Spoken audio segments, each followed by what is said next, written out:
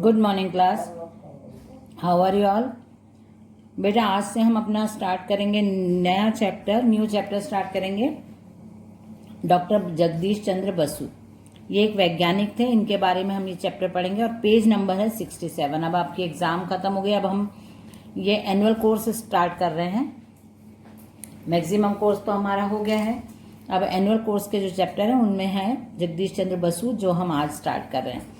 इसमें वैज्ञानिक परिचय, अभी तक हम जो भी पाठ पढ़ते हैं उसमें लेखक परिचय दिया है। ये जगदीश चंद्र बसु जो है वो एक वैज्ञानिक है, साइंटिस्ट, इसलिए यहाँ पे लिखा है वैज्ञानिक परिचय। तो उनके बारे में हम पढ़ते हैं। डॉक्टर बसु भारत के ऐसे पहले वैज्ञानिक, आधुनिक वैज्ञानिक थे जो पूरे विश्व में प्रसिद्ध हुए। उनकी स्वदेश प्रेम भावना अनुकरणीय, उन्होंने जर्मन के विश्वविद्यालय का उत्तरदायित्व संभालने का आग्रह ठुकराकर भारत में ही रहकर कार्य करने का फैसला किया। डॉक्टर बसु बहुत अच्छे बड़े वैज्ञानिक थे, सब पहचानते भी हैं उनको। वो बहुत स्वदेश प्रेम, मतलब वो अपने देश से बहुत प्यार करते थे। तो जब वो उनको जर्मन के किसी यूनिवर्सिटी को संभालने का ऑफर मिला तो उन्होंने मना कर दिया और उन्होंने बोला कि मैं अपने देश में रह के ही काम करना चाहता हूँ। विज्ञानी डॉक्टर बसु का जीवन था। धैर्य, साहस और लगन के साथ काम करना ही उनकी सफलता की कुंजी है। अब हम पाठ में पढ़ेंगे कि उनको विज्ञान से कितना लगाव था, विज्ञान मतलब साइंस से, साइंस में कितना उनको इंटरेस्ट था। और जब वो छोटे थे तभी से उनको साइंस सब्जेक्ट बहुत अच्छा लगता था, तो वो बहुत साइंस के बारे में जानने, उन्होंने बहुत पूरे अपने लाइफ को लगा दिया साइंस के बारे में, विज्ञान के बारे में नई नई जानकारी इकट्ठी करने में। केंद्रीय विचार हम रीड करेंगे। केंद्रीय विचार में है, असाधारण व्यक्तित्व के धनी महान वैज्ञानिक डॉक्टर जगदीश चंद्र बसु के वैज्ञानिक खोजों पर आधारित यह लेख वर्तमान परिप्रेक्ष्य में नई पीढ़ी के लिए अत्यंत प्रासंगिक है। जो आधुनिक युग है, मतलब या जो अभी का समय है, उनके लिए भी डॉक्टर जगदीश चंद्र बसु का जो लेख है जो अब हम पढ़ेंगे वो बहुत आवश्यक है, क्योंकि इसमें साइंस के बारे में बहुत सारी नई नई जो भी जानकारियां डॉक्टर जगदीश चंद्र बसु ने हासिल की थी वो नई जनरेशन को मालूम पड़ेंगी। बालक जगदीश की बाल सुलभ बुद्धि में जिज्ञासा और खोज की प्रवृत्ति ने उन्हें विश्व का श्रेष्ठ वैज्ञानिक बना दिया।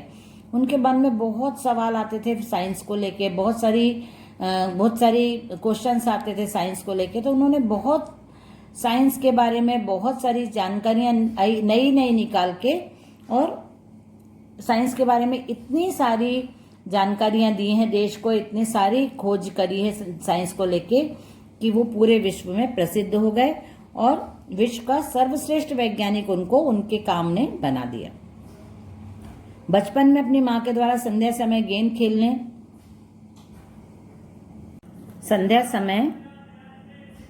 बचपन में अपनी मां के द्वारा संध्या समय गेंद खेलने से पेड़ पौधों के जागने की बात ने ऐसा प्रभावित किया कि उन्होंने पूरे शिक्षा काल में अपनी जिज्ञासा को शांत करने के लिए अनेक वैज्ञानिक प्रयोग किए, जिसमें बेतार का तार तथा पेड़ पौधों में संवेदनशीलता प्रमुख है।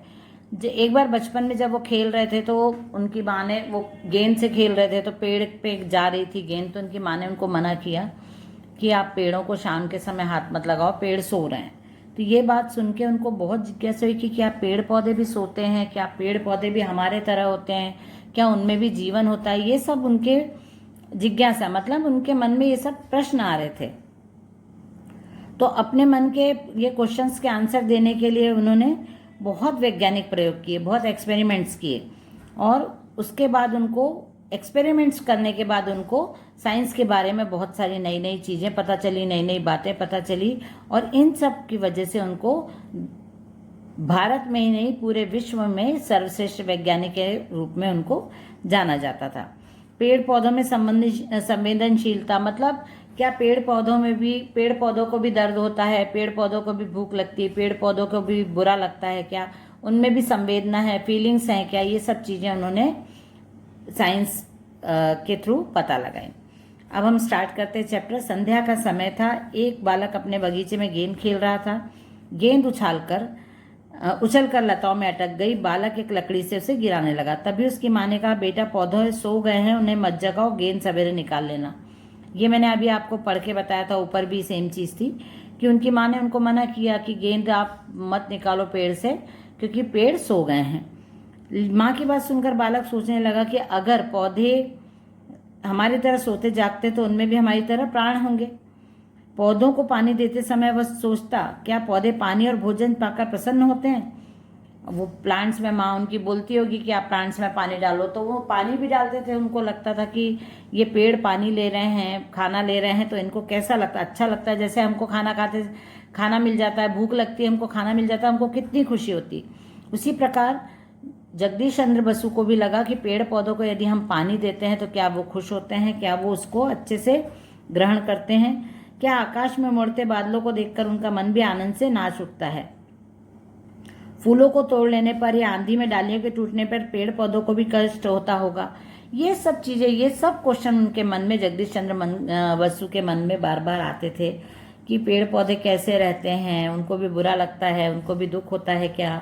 आकाश में जो बादल आ जाते हैं वो भी पेड़ पौधे, हमको खुशी होती है कि आकाश में बादल आ रहे हैं, इसका मतलब बारिश होने वाली है, गर्मी से हमको शांतता मिलेगी। तो क्या पेड़ पौधे भी ये सब देख के, वातावरण का परिवर्तित देख के खुश होते हैं? ये सब उनके मन में क्वेश्चन आते थे। यही बालक जब बड़ा हुआ तब उसने पेड़ पौधों के बारे में कई विचित्र बातों का पता लगाया। उसने खोज की कि पेड़ पौधों के जीवन की बहुत सी बातें हमारी तरह ही होती हैं। इस नई खोज से संसार आश्चर्यचकित रह गया। ये जो भी उन्होंने खोज की, साइंस के बारे में पता लगाया कि पेड़ पौधों में भी संवेदनशीलता होती है, पेड़ पौधों में भी फीलिंग्स होती है, तो लोगों को बहुत आश्चर्य हुआ जो इन्होंने जगदीश चंद्र बसु ने खोज की। इस बालक का नाम था जगदीश चंद्र बसु। अभी तक जो भी हमने पढ़ा वो किसके बारे में पढ़ा? जगदीश चंद्र बसु के बारे में। जगदीश चंद्र का जन्म 30 नवंबर 1858 को ढाका जिले में मेमनसी नामक स्थान पर हुआ था। उनके पिता भगवान चंद्र बसु फरीदपुर में उच्च पदाधिकारी, मतलब बहुत बड़े ऑफिसर थे। वे बड़े विचारशील व्यक्ति थे।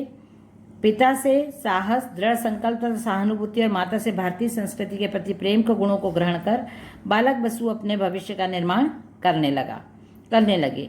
बालक जगदीश ने प्रारंभिक शिक्षा अपने गांव की पाठशाला में ही प्राप्त की थी। पाठशाला में किसान और मछुआरे के बेटे उनके साथी थे। किसान के लड़के खेतीबाड़ी और पौधों के बारे में बातें करते थे। इससे बचपन में ही जगदीश चंद्र की रुचि पेड़ पौधों में हो गई थी। जब वो गांव में पढ़ते थे, स्कूल जाते थे, तो उनके जो साथ वाले बच्चे थे, उनके जो फ्रेंड्स वगैरह थे, उनकी खेती थी या उनके पिताजी मछुआरे वगैरह थे। तो मछुआरे मतलब मछली पकड़ने का काम करने वाले। तो इसलिए जगदीश चंद्र बसु को जो भी बातें मालूम पड़ती थी वो पेड़ पौधों से संबंधित, जो बच्चे थे उनके साथ के जो दोस्त थे वो यही सब बातें करते थे, मछलियों के बारे में, समुद्र के बारे में, पेड़ पौधों के बारे में, खेती के बारे में, फसलों के बारे में। तो ये सब बातों की वजह से ही जगदीश चंद्र बसु का इंटरेस्ट इन सब बातों में, प्रकृति, पेड़ पौधों के जीवन के बारे में सोचने को मजबूर होता था या जानने को उत्सुक रहता था। उन्हें गांव में उन्हें पशु पक्षी तथा पेड़ पौधों के संपर्क में रहने का अवसर मिला। बालक जगदीश इन वस्तुओं को ध्यान से देखते और इनके विषय में अनेक बातें सोचते। इनकी इसी प्रवृत्ति ने आगे चलकर इन्हें एक महान वैज्ञानिक बना दिया। वो प्राकृतिक वातावरण के ज़्यादा समीप रहते थे और प्रकृति से बहुत जुड़े हुए थे, गांव में रहते थे। तो गांव के वातावरण की वजह से उनको पेड़ पौधे, नदी और ये जो खेती है, फसल है, इनके बारे में ज़्यादा जानने का अवसर मिला। और ये सब बातें ही जान के उन्होंने बहुत, वो ध्यान से सोचते थे, सब बातों को ध्यान से देखते थे, जानने की कोशिश करते थे क्या है, कैसा है, क्यों है। तो उनकी इस प्रवृत्ति ने आगे चलकर उन्हें महान वैज्ञानिक के रूप में परिवर्तित किया और महान वैज्ञानिक के रूप में स्थापित किया। नेक्स्ट है, 13 वर्ष की उम्र में जगदीश चंद्र को कलकत्ता के संत जेवियर्स कॉलेज में पढ़ने के लिए भेजा गया। वहां की पढ़ाई समाप्त कर वे इंग्लैंड चले गए, जहां उन्होंने विज्ञान की उच्च शिक्षा प्राप्त की। इंग्लैंड में उन्हें कई वैज्ञानिकों के साथ कार्य करने का अवसर मिला। इंग्लैंड गए वो आगे की पढ़ाई के लिए, फर्दर स्टडी के लिए, तो वहां पे बहुत सारे वैज्ञानिकों के साथ उन्होंने काम किया। पढ़ाई समाप्त करके जगदीश चंद्र बसु वापस अपने देश आ जाते हैं। यहाँ आते ही वे कलकत्ता के प्रेसिडेंसी कॉलेज में भौतिक विज्ञान के प्रोफेसर नियुक्त हो गए। भौतिक विज्ञान मतलब बायोलॉजी के प्राध्यापक या बायोलॉजी के लेक्चरर उनको बना दिया जाता है कॉलेज में। और उस समय क्या था, अंग्रेजों का टाइम चल रहा था ना, ब्रिटिश शासन काल चल रहा था हमारे देश में। जगदीश चंद्र को अध्यापकों से बहुत कम वेतन दिया जाता, तो यहाँ पे भी पार्शलिटी की जाती थी। अंग्रेजों ने यहाँ पे भी भारतीयों के साथ बहुत भेदभाव किया, बहुत पार्शलिटी की उन्होंने। जगदीश चंद्र बसु को पूरा वेतन मतलब पेमेंट नहीं देते थे, पगार नहीं देते थे, सैलरी पूरी नहीं देते थे, उनको कम सैलरी देते थे। और जो दूसरा स्टाफ था उनको वो पूरी सैलरी देते थे। तो जगदीश चंद्र बसु ने इसके खिलाफ बगावत की। उन्होंने कहा कि या तो मुझे पूरा वेतन दिया जाए या मैं बिना वेतन के ही काम करूंगा। उन्होंने बोला देना है तो पूरा दो, नहीं तो बिल्कुल मत दो, मैं बिना सैलरी के भी काम कर लूंगा। 3 वर्ष तक वे बिना वेतन के कार्य करते रहे। 3 साल तक उन्होंने बिना पेमेंट के काम किया और पैसे की तंगी के कारण उनका जीवन काफी कठिनाइयों से बीत रहा था, पर वे झुकना नहीं जानते थे। अंत में वे कॉलेज के अधिकारियों को ही झुकना पड़ा। अंग्रेज अध्यापकों को जितना वेतन उन्हें मिलने लगा। जब उनको बहुत उन्होंने कोशिश भी की, लेकिन लोगों को भी ये चीज़ गलत लगती थी। गवर्नमेंट के जो कॉलेज का मैनेजमेंट है उसको लोगों ने समझाया होगा, या जो बड़े ऑफिसर्स हैं उनको भी लगा कि ये व्यक्ति सही है और ये बिना वेतन के काम कर रहा है और हमारा जो रवैया है वो बहुत गलत है, इसलिए उनको ही झुकना पड़ा। जगदीश चंद्र बसु ने ना कभी पैसे मांगे, ना कभी उनके आगे झुके। उन्होंने अपनी सेल्फ रिस्पेक्ट को नहीं जाने दिया। उन्होंने बोला कि आप चाहे पैसे दो तो मुझे सबके जैसे समान सैलरी मिलनी चाहिए, अदरवाइज मैं बिना सैलरी के ही काम करने को तैयार हूँ। तो इन सब बातों से कॉलेज की जो मैनेजमेंट था उसको झुकना पड़ा और उन्होंने जगदीश चंद्र बसु को पूरी फीस, पूरा सैलरी देने का तय किया। अब नेक्स्ट क्लास में कंटिन्यू करेंगे विज्ञान ही से। ये आप लोगों को रीड भी करना है। पेज नंबर 68 पे हम कल इसको कंप्लीट करेंगे चैप्टर को। ओके, चलिए बाय एवरीवन।